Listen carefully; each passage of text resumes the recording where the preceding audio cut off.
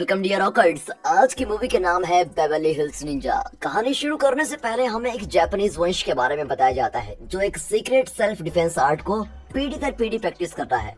इस खतरनाक martial art को सिर्फ इस वंश के लोग ही जानते हैं और इस वजह से इन्हें कोई नहीं हरा सकता।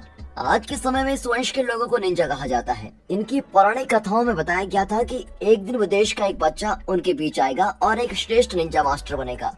25 साल पहले ये कथा सच हुई। तो मूवी की शुरुआत में कुछ निंजास को समुद्र के तट पर एक बॉक्स मिलता है। उसके अंदर एक गोरे बच्चे को देखकर वे बिल्कुल हैरान हो जाते हैं। निंजास के गुरु जिनका नाम सेंजी है, वो बताते हैं कि यही वो विदेशी बच्चा है जिसका जिक्र पुराणों में किया गया है। वे उस बच्चे का नाम हरू रखते हैं, लेकिन जैसे जैसे हरू बड़ा होता है सेंजी की भविष्यवाणी गलत साबित होने लगती है, क्योंकि हरू एकदम गोल मटोल होता है और उसमें निंजा स्किल्स बिल्कुल भी नहीं होते। एक ट्रेनिंग सेशन में उसको जलते हुए कोहले पर हाथ रखना होता है, लेकिन हरू उसे बारबेक्यू बनाकर अपनी सब्जियां बनाता है। अगले सेशन में उन्हें नंचक्स यूज करने की ट्रेनिंग दी जाती है, लेकिन हरू उसे अपने गले का फंदा बना देता है। फिर निंजास को एक बड़ा घड़ा उठाना होता है जिसके अंदर उबलता हुआ पानी भरा हुआ है। जब हरू की बारी आती है तो वो अपने दोस्तों पर गर्म पानी गिरा देता है। अगले दिन सेंजी अपने स्टूडेंट्स को माइंड की ऊपरी सतह पर पहुंचने के बारे में सिखाते हैं। इस टेक्निक से वो एक दूसरे के साथ कम्युनिकेट कर सकते हैं, चाहे वो कितने भी दूर क्यों ना हो। लेकिन फिर एक बार हरू उनकी बातों को एक कान से सुनकर दूसरे कान से निकाल लेता है। फिर उन सभी स्टूडेंट्स को टेंगो वॉरियर्स का अवार्ड दिया जाता है जिन्होंने निंजा टेक्निक सक्सेसफुली कंप्लीट की होती है। फिर सेंसी बेस्ट स्टूडेंट का गोल्ड मेडल गोबी को देते हैं, जो इस बैच का सबसे डिसिप्लिन्ड और टैलेंटेड स्टूडेंट है। पर हरू अपने अनाड़ीपन की वजह से दूसरे स्टूडेंट के साथ ग्रेजुएट नहीं कर पाता। उसी रात सेंजी अपने स्टूडेंट्स को एक नए मिशन पर ले जाने की तैयारी कर रहे होते हैं। हरू भी उनके साथ जाना चाहता है, लेकिन सेंजी कहते हैं तुम यहीं डोजो में रहकर गांव की सुरक्षा का ध्यान रखो। जैसे भी अपने मिशन के लिए निकलते हैं तो हरू एक निंजा की तरह ड्रेस करके वहाँ के सारे वेपन्स की जांच करता है। कुछ देर बाद सैली जॉन्स नाम की एक अमेरिकन औरत वहाँ पर आती है। उसको देखते ही हरू उस पर फिदा हो जाता है और उसको अंदर बुलाता है। हरू खुद को एक निंजा बताता है, लेकिन सैली विश्वास ही नहीं करती। तब वो सैली को निंजा पुराण दिखाकर कहता है कि इसमें बताया गया फॉरेनर मैं ही हूँ और मैं ही फ्यूचर में निंजास का मास्टर बनूंगा। सैली को इम्प्रेस करने के लिए वो कई वेपन्स चलाकर दिखाता है, लेकिन लेने के देने पड़ जाते हैं जब पुराण में आग लग जाती है। फिर आग बुझाकर हरू पूछता है तुम यहाँ क्यों आई। सैली कहती है मुझे अपने बॉयफ्रेंड मार्टिन पर शक है और मैं चाहती हूँ कि तुम मेरे लिए उसकी जासूसी करो। हरू भी मान जाता है और अगले दिन मार्टिन पर इन्वेस्टिगेट करने उसकी जगह पर चला जाता है, लेकिन उसकी ड्रेस वहाँ गेट में फंस जाती है और वो बहुत देर पर गेट पर लटका होता है।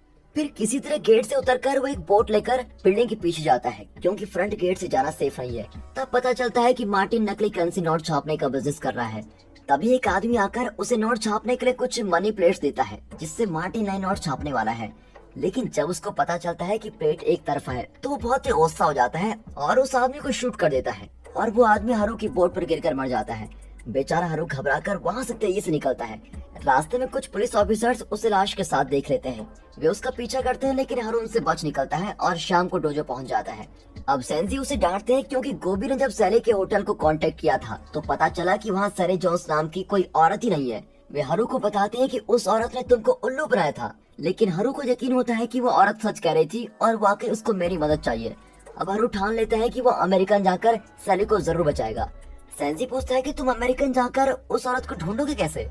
अब हरू जवाब देता है कि उसने मुझे ये टोकन दिया था, इसके जरिए ही मैं उसको ढूंढ लूंगा। अगले दिन हरू अपने निंजा साथियों से विदा लेता है। सेंजी उसको कुछ गोल्ड कॉइंस देकर कहते हैं कि बहुत जरूरत पड़ने पर ही इसका यूज करना। पर सेंजी को यकीन होता है कि हरू कोई उद्यम तो जरूर मचाएगा ही, इसलिए वो गोबी को उसके पीछे भेजते हैं और कहते हैं कि हर वक्त हरू पर नजर रखना। जब हरू एयरपोर्ट में मेटल डिटेक्टर से गुजरता है तो वो बीप करने लगता है और एयरपोर्ट सिक्योरिटी उसे अपने पॉकेट्स खाली करने को कहते हैं और तब हरू अपने निंजा ब्लेड्स निकालता है। फ्लाइट पर वो एक छोटे लड़के को बताता है कि मैं एक इम्पोर्टेंट सीक्रेट मिशन पर जा रहा हूँ और अगर कोई मेरे रास्ते में आया तो मैं उसको मार डालूंगा। अब लड़का घबराकर अपने पापा से कंप्लेन करता है। वो आदमी हरू को डांटता है और उसके मुंह पर मुक्का ही मार देता है। फिर अमेरिका पहुंचकर वो एयरपोर्ट से बाहर निकलता है और एक कार रेंट करता है। जब वो सीट बेल्ट पहनता है तो उसको सीट बेल्ट बहुत ही टाइट पड़ती है, लेकिन हरू को लगता है कि कोई उसका खून करने की कोशिश कर रहा है और वो हवा में ही अपना चाकू चलाने लगता है। फिर वो सैली के होटल की ओर जाता है और गोबी उसे परछाई की तरह फॉलो कर रहा होता है। होटल पहुंचकर हरू अपने चप्पल उतार कर अंदर जाता है और वहाँ का क्लीनर उन चप्पलों को कचरा समझकर लेके चल जाता है। अब हरू रिसेप्शन में जाकर सैली जोन्स के बारे में पूछता है। रिसेप्शनिस्ट गेस्ट लिस्ट चेक करके बताती है कि यहाँ सैली नाम की कोई औरत नहीं ठहरी है। हरू कुछ गोल्ड कॉइंस देकर उस होटल में एक रूम बुक कर देता है और जोई नाम का एक स्टाफ उसको कमरे तक लेके जाता है। अब हरू अपने निंजा स्किल्स का डेमो देने लगता है और अपने आसपास इन्वेस्टिगेट करने लगता है। फिर जोई पूछता है कि क्या आप जासूस हैं? हारू बताता है कि मैं एक निंजा हूँ और जोई बड़ा ही खुश हो जाता है और उससे निंजा स्किल सीखना चाहता है। अब हारू उसे अपने निंजा स्वाट टेक्निक्स दिखाता है। अगले सीन में हारू अमेरिका की सड़कों पर सैली को ढूंढता हुआ फिरता है। उसको पता ही नहीं होता कि गोभी उसको फॉलो कर रहा है। फिर गोभी सैली को देख लेता है और उसकी कार टायर पंचर कर देता है ताकि हारू उसको नोटिस करे। हारू उसको देख लेता है और उसके पास जाकर अपने मिशन के बारे में बताता है, पर सैली कहती है मुझे अब तुम्हारी मदद नहीं चाहिए। लेकिन हारू को तो लगता है कि वो इस मिशन को सीक्रेट रखने के लिए ऐसा कर रही है। वो मिशन में आगे बढ़ता है और मार्टिन उसके असिस्टेंट नोबू को फॉलो करता है। फिर वो उनके पीछे एक नाइट क्लब में चला जाता है जहाँ उसकी नजर कुछ बार डांसर्स पर पड़ती है। वो बहुत ही खुश हो जाता है और उनके साथ अजीब तरह का डांस करने लगता है। तभी बाउंसर उसकी हरकतों को नोटिस करते हैं और बाहर से उसको बाहर निकाल देते हैं। अब मार्टिन और नोबू ओजारू नाम के गैंगस्टर से मिलते हैं और कुछ नकली नोट्स के प्लेट्स के बारे में बात करते हैं। लेकिन ओजारू उन्हें प्लेट्स बेचने से इनकार कर देता है और इस बात पर उनके बीच खतरनाक लड़ाई शुरू हो जाती है। मार्टिन और नोबू उसके गैंग के 2 आदमियों को गोली से उड़ा देते हैं और उनकी लाशें हारू के पास ही गिर जाती हैं। अगली सुबह पुलिस और मीडिया रिपोर्टर्स क्राइम सीन पर पहुंचते हैं और उनका सारा शक हारू पर ही जाता है। पर हारू अपने होटल लौट आता है। वो अपने निंजा टेक्निक्स को यूज करके अपने माइंड की ऊपरी स्तर पर पहुंच जाता है और अपने गुरु सेंजी से एडवाइस मांगता है। सेंजी उसे एडवाइस देते हैं कि तुम मार्टिन और सैली के फोन लॉग को चेक करो और उन्हें ट्रैक करने की कोशिश करो। सेंजी की एडवाइस लेकर हारू मार्टिन के मैंशन का पता लगाता है और जैसे ही वो लोकेशन पर पहुंचता है तो सैली वहां आती है। फिर वो सैली की कार में एक लेटर देखता है जिससे पता चलता है कि उसका असली नाम सैली नहीं बल्कि एल्सन पैग है। अब हारू ये बात सह नहीं पाता कि ये औरत उसको धोखा दे रही है। उस समय वो बिल्डिंग के अंदर ही घुस जाता है और एल्सन के बेडरूम में पहुंच जाता है। अब और कोई रास्ता न पाकर एल्सन सच बताई देती है। वो कहती है मुझे अपनी बहन कार्ला की मौत के बारे में पता लगाना है। वो मार्टिन के साथ काम करती है, सिर्फ इस वजह से मैं मार्टिन के साथ टिकी हुई हूँ। इनकी बातों के बीच मार्टिन आ ही जाता है और हारू छुप जाता है। मार्टिन के जाते ही हारू और एल्सन उसको फॉलो करके एक रेस्टोरेंट में पहुंचते हैं। हारू मार्टिन के टेबल पर काम करने की एक्टिंग करता है और एल्सन बाहर अपने कार में वेट करती है। इतने में गैंगस्टर गुरु वहाँ पर आता है और उसके आदमी मार्टिन को शूट करने की कोशिश करते हैं। लेकिन ऐन वक्त पर हारू अपना चाकू फेंककर उस गैंग के आदमी को मार डालता है और इस बात पर झगड़ा शुरू हो जाता है। लेकिन एल्सन किसी तरह हारू को बचा लेती है। अब मार्टिन को शक हो जाता है कि एल्सन उसको धोखा दे रही थी। हारू एल्सन को अपने होटल लेके जाता है और उसे अपने कमरे में रहने देता है। अगले दिन हारू को पता चलता है कि मार्टिन वॉल्टर नाम के एक इंक स्पेशलिस्ट से मिलने जा रहा है जो नोट छापने में उसकी मदद करेगा। हारू और एल्सन तुरंत वॉल्टर के ऑफिस जाते हैं और उसे अपने कब्जे में कर लेते हैं। अब हारू वॉल्टर बनकर मार्टिन से मिलता है। फिर एल्सन मार्टिन की कार को फॉलो करती है। वे गोडाउन में पहुंचते हैं जहां हारू नकली नोट बनाने की एक्टिंग करने लगता है और साथ साथ कुछ मनी प्लेट्स भी चुरा लेता है। पर वो जल्दी पकड़ा जाता है और मार्टिन की कार से उसको बांध दिया जाता है। कुछ देर बाद मार्टिन दूसरे गैंग से मिलकर मनी प्लेट्स के बारे में डिस्कस कर रहा होता है। इस बार मार्टिन को सही मनी प्लेट्स मिल जाते हैं जिससे नोट के दोनों तरफ प्रिंट किया जा सकता है। वहाँ एल्सन ऐन वक्त पर हारू को बचा लेती है। अब हारू मार्टिन को पकड़ने का फैसला करता है लेकिन उससे पहले गटर में गिर जाता है। फिर एल्सन पुलिस को कॉल करती है लेकिन मार्टिन उसको किडनैप कर लेता है और जब पुलिस आती है तो वे सारे केसेस हारू के सर पर थोपकर उसे अरेस्ट कर लेते हैं। तब गोभी की स्मोक बॉम्ब फेंककर हारू को पुलिस से बचाता है लेकिन वो अभी भी हारू से छुपता ही रहता है।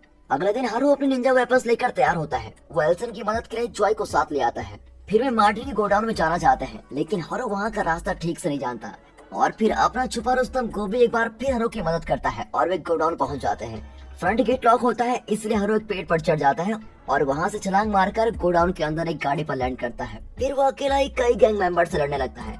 अब वो बहुत देर फाइट नहीं कर पाता। ये देखकर आखिरकार गोभी को सामने आना ही पड़ता है। फिर वो गैंग से लड़ने लगता है। इसी बीच हारू एल्सन को बचाने जाता है।